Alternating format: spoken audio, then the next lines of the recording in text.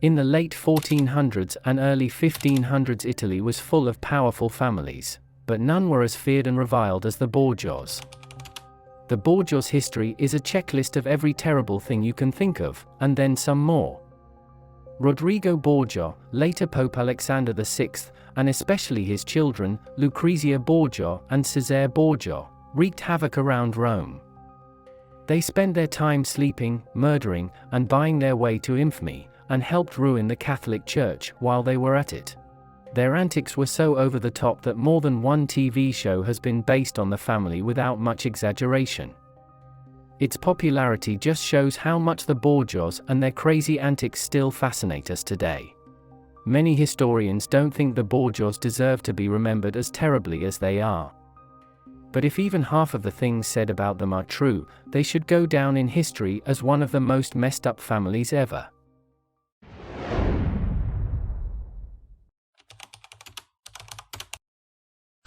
Pope Calixtus III was the start of it. Amazingly, the Borgia who started the family's amazing rise to power was actually a pretty decent guy. He certainly didn't indulge in the sex and murder that would come to define his family. But when he was appointed pope as a compromise between two ruling families at the time, he made sure to set his own family up for the next generation. He was especially kind to his nephew Rodrigo Borgia, who he put in charge of the papal army and made a cardinal. Despite doing some good things, people immediately resented his obvious nepotism.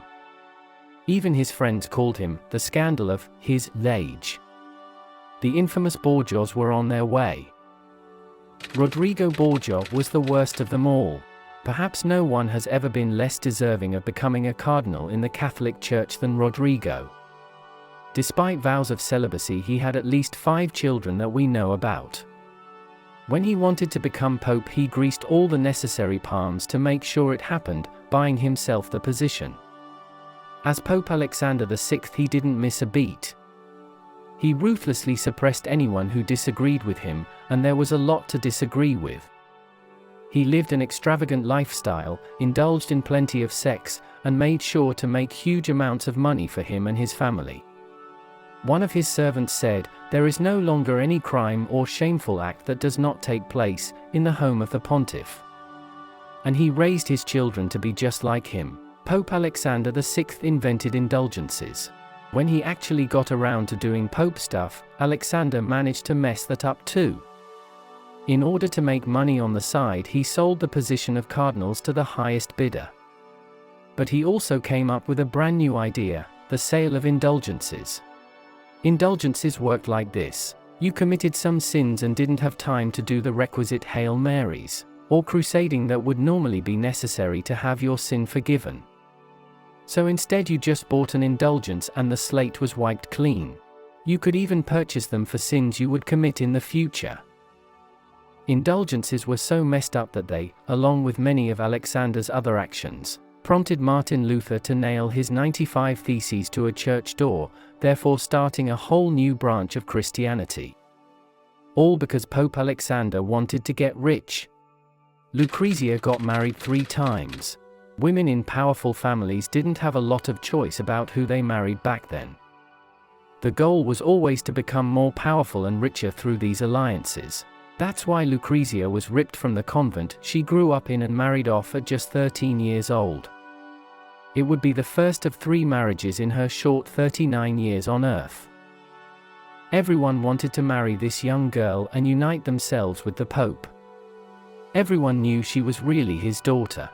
The first winner was a member of the equally powerful family of Cardinal Ascanio Sforza. Problems arose when they quickly found themselves on different sides in a war, and the marriage was annulled 4 years later on trumped-up charges of impotence. Marriage number 2 came just a year later, to the bastard son of the King of Naples. Her second husband died suddenly after just 2 years of marriage, more on that later. You'd think being just 20 years old and with 2 marriages ending badly she would get some time off, but no. Her family seemed determined to make her the female Henry VIII and married her off again. Her brother and father found the 24-year-old heir to the Duke of Ferrara to be a very politically advantageous alliance for them. This marriage managed to stick and Lucrezia got to live happily for the rest of her life. Lucrezia might have been a sneaky poisoner. Having so many husbands and having the second one die suddenly gave Lucrezia a bad reputation. While in reality she might just have been a pawn in the games of her father and brother, to outsiders she became a man-eating murderess. Rumor had it that she was crazy for power, just as much if not more so than the men in her family. So when rivals became a problem, she supposedly poisoned them. People said that she killed her second husband by poison as well. This is perhaps the allegation that followed the Borgias the most. In 1833, Victor Hugo wrote a play about Lucrezia in which she debates with herself how to kill her enemies. An opera based on the play included these rumors. And even artist Dante Gabriel Rossetti got in on the act, painting a picture that depicted Lucrezia washing her hands after poisoning her husband. True or not, she would go down in history as the biggest murderer in an already pretty murdery family. Juan was probably murdered by his own brother. Being a member of the Borgia family was basically an occupational hazard, and poor Juan found that out the hard way. Cesare was insanely jealous of his younger brother, and since he was pretty insane anyway, that is not a position you wanted to be in. Juan had received the title Duke of Gandia even though in theory it should have gone to his older sibling. He had also been named commander of the Papal Army in 1496, and got to go off and be an important soldier fighting the rebellious nobles, the Orsini. All of this was possibly too much for Cesare to bear, and rumor had it that when his brother was mysteriously murdered a year later, he was the one who killed him. There is no hard evidence for this, but considering the kind of person Cesare was, it made plenty of sense, then and now. Cesare also murdered his sister's second husband. Lucrezia's second marriage seemed like a great idea at the time, but then the political winds changed. Suddenly her husband Alfonso was a liability, and her father decided he needed to be removed. He was attacked by a knife-wielding mob right on the steps of the Vatican, and was taken inside to convalesce. But that wouldn't be the end. Rumors started flying about just who ordered the hit. One ambassador to Rome said, "In this palace there is so much hatred, old and new, so much envy and jealousy. That scandal is inevitable." A pamphlet was produced that claimed Cesare had visited his injured brother-in-law and whispered in his ear, "What didn't happen at lunch could still happen at dinner." A month later Alfonso was found in his bed, dead from strangulation. While rumors abounded that Lucrezia had poisoned her husband, the mode of death would seem to prove otherwise. But other rumors said it was Cesare himself, carrying out his father's wishes and finishing what the previous attempt had failed at.